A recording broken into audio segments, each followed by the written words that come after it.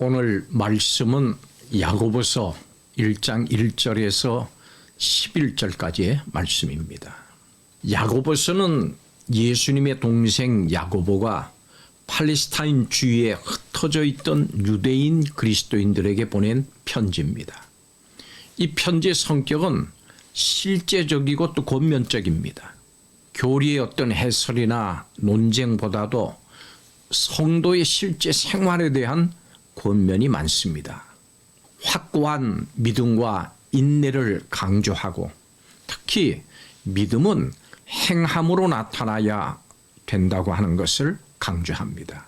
그 외에도 참 경건은 말을 절제를 하고 고아와 과부를 돌보는 것이다 하는 것을 강조하면서 또 한편 기도의 능력을 강조합니다.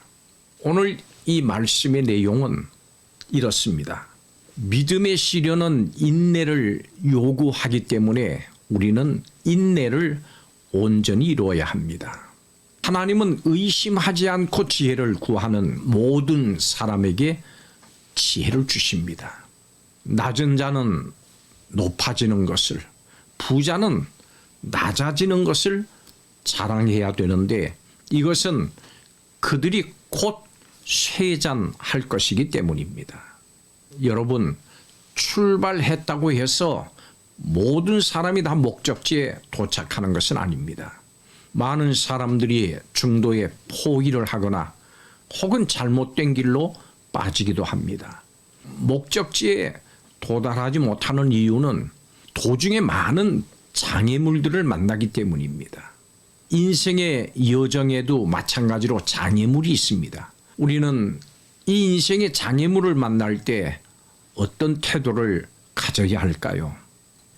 첫째로 장애물을 만날 때 기뻐해야 합니다. 오늘 말씀에서 시험은 외부에서 오는 박해와 시련, 이것을 의미합니다.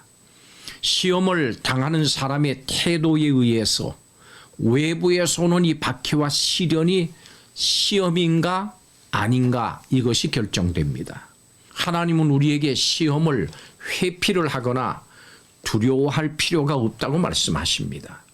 오히려 시험을 당할 때 기쁘게 생각하라 이렇게 말씀하십니다. 이것이 시험을 이기는 비결입니다. 왜냐하면 시험을 통해서 궁극적으로 우리의 영육이 온전하게 돼서 부족하지 않은 사람이 되기 때문입니다. 가운데서 인내를 배우게 되고 또 이 인내하는 과정 속에서 온전함에 이룰 수가 있습니다. 최후의 승리를 주실 하나님을 믿고 신뢰하면서 인내하면 지금 겪는 시험은 아름다운 추억과 감사의 제목이 될 것입니다. 혹 시험 중에 계십니까? 시험을 당해서 말로 또 행동으로 범죄하지 말고 기쁨으로 그것을 감당하시기 바랍니다. 기쁨으로 시험을 이기십시오.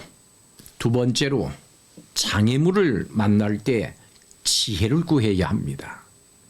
시험을 통과했다고 해서 모든 사람이 다 온전해지는 것은 아닙니다. 어떤 사람은 시험 가운데 상처받고 마음이 강팍해지기도 합니다. 그렇지만 우리는 시험 가운데 온전한 인내를 배울 수가 있습니다. 시험은 온전함을 이루기 위한 과정이기도 합니다.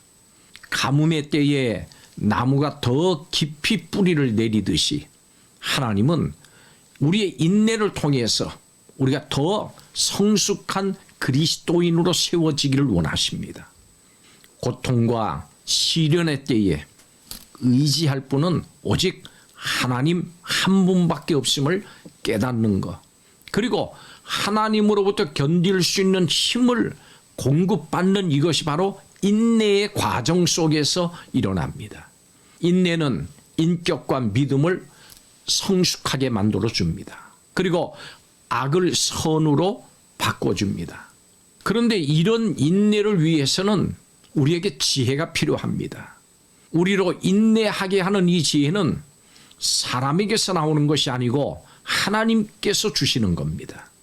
시험 가운데 인내하기 위해서 하나님께 지혜를 구할 때 하나님께서는 그 간구를 외면하지 않으십니다.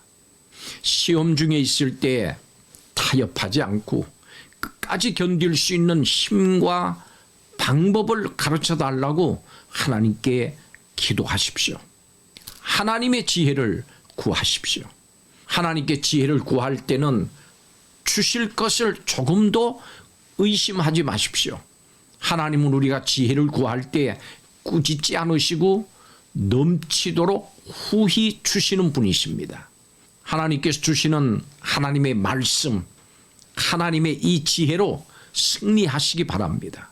말씀으로 세상을 창조하신 하나님께서 말씀을 통해서 우리에게 힘을 주시고 인내와 승리의 지혜를 주십니다. 인내는 온전히 이루기 전까지는 결코 포기하지 않겠다고 하는 결연한 의지입니다. 소망을 가진 인내, 이것이 바로 참 믿음을 가진 사람의 삶입니다. 마지막 세 번째로 장애물을 만날 때 영원을 소망해야 합니다. 현실만을 바라보지 말고 어려움만을 바라보지 말고 영원을 소망해야 합니다. 우리의 삶에서 언뜻 보면은 부자는 행복한 것 같고 가난한 사람은 불행한 것 같습니다. 높은 자리에 있는 사람이 강한 것 같고 낮은 자리에 있는 사람은 약해 보입니다. 그렇지만 인생의 참된 가치와 행복은 보이는 것에 의해서 결정되질 않습니다. 보이는 것은 안개와 같고 바람이 불면 사라지는 일시적인 것에 불과합니다.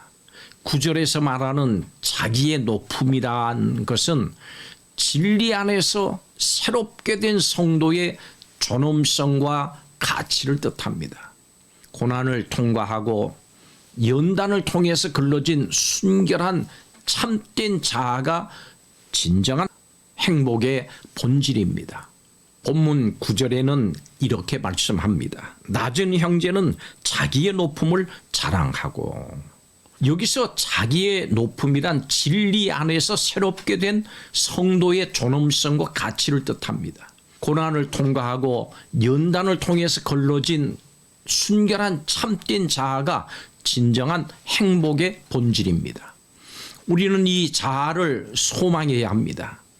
이것이 바로 믿음의 목적이고 우리 성도가 추구해야 할 비전입니다. 여러분은 지금 무엇을 추구하며 살고 있습니까?